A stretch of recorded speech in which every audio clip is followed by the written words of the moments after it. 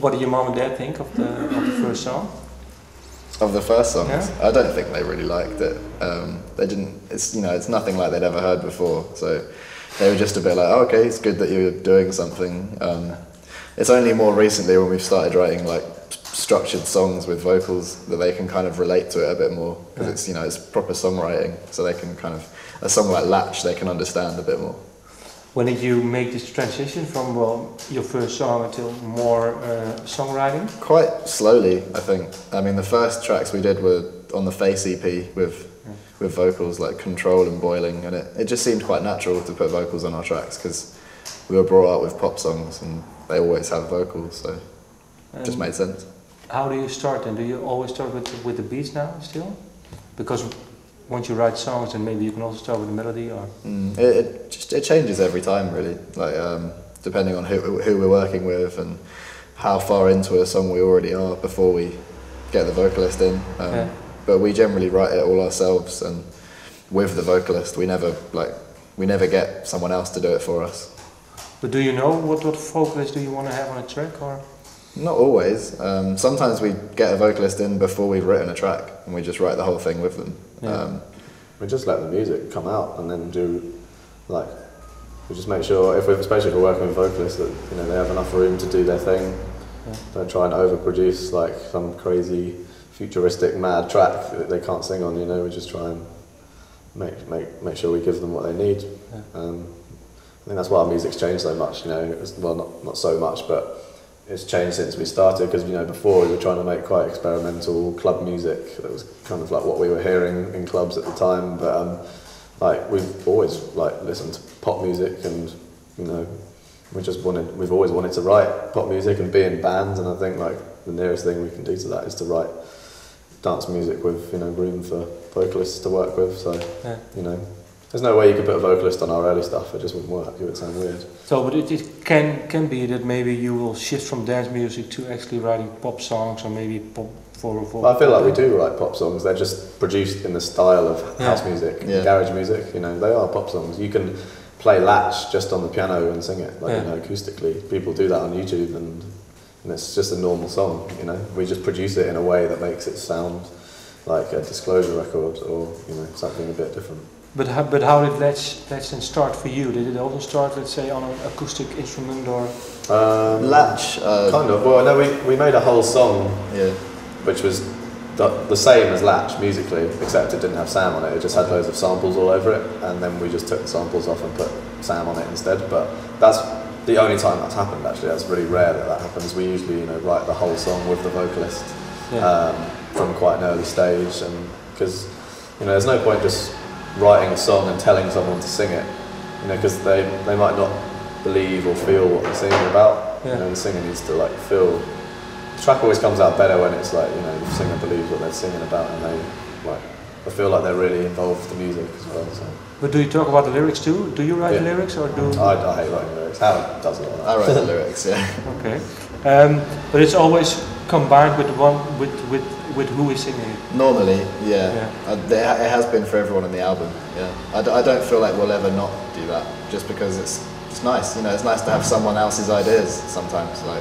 With someone like Jamie Woon, we love his music, so we wanted him to kind of have an input into the song because we respect it. We try and only work with really incredible, good artists, and so if you've got incredible, good artists in the studio, you might as well use all their skills instead of just telling them what to do, because we only work with people we like. Okay. There's one question that I still have. I read somewhere, and I don't know if it's true, but that you like the Voodoo album from D'Angelo. It's produced by, I think, J Dilla? He had something. He did something. I still don't really understand what he did on it. He's credited on there, but I know he didn't produce it. But what makes the album so good for you, Voodoo? I think it's 10 years old now. Yeah, maybe more. I'd say I think it's probably the vocal performance from D'Angelo. It's incredible, the harmonies, and just the multi-tracking, the layering. But mainly for me as a producer, it's the production and the music. I think a lot of it was done in one take, and it's just effortlessly flawless, musicians, and you know, it was recorded in Electric Ladylike Studios in New York, where like Stevie Wonder made songs in the key of life and all that stuff, and Jimi Hendrix. So it's just got that magical sound about it. That, you know, I think there's not an aspect of the album that we don't love. Yeah. Like even the artwork and like how it's presented is incredible, and like just the musicianship in it, the playing, the writing, all of it's great. Yeah. Okay. And I also read somewhere that J Dilla. That's why I mentioned him too. That you also like his work. Yeah. Well, he passed away in 2006. Yeah. What makes him a good producer for you? What does he have? He was able to create a huge amount of soul and feelings from his music, just from sampling bits of records and putting them in an MPC, or just, you know, very, very low levels of equipment. I think he worked very simply, yeah. You know, but just the soul, and like he just captured that kind of Motown Detroit essence and put it into hip hop, you know, and it's just like. Also, he did that thing as well, where he brought an element of musicality into what he did, whereas a lot of hip hop doesn't have much of that. It's just like a beat and like any bass line will do kind of thing. But he never stayed the same, you know. He just do something and move on. Do, like, you know, if you take his stuff he did with Slum Village compared to like Welcome to Detroit and Donuts, which was like I think was the last album he made just before he passed, and it was like they're worlds apart. But I love that because they're both equally good. It was like, what can't you do, you know? I mean, he was brought up listening to jazz and funk, and like we were too. So I think there's obviously there's some links there where we probably like similar things. But did you know he passed away?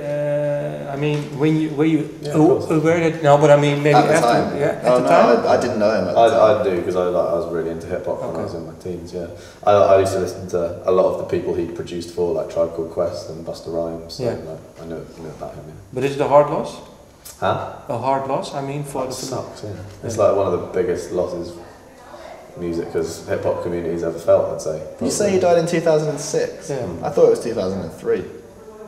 Well, I just recently checked it on the Wikipedia. Maybe I'm wrong, but I think it was 6. Okay. But anyway, well, whatever it was.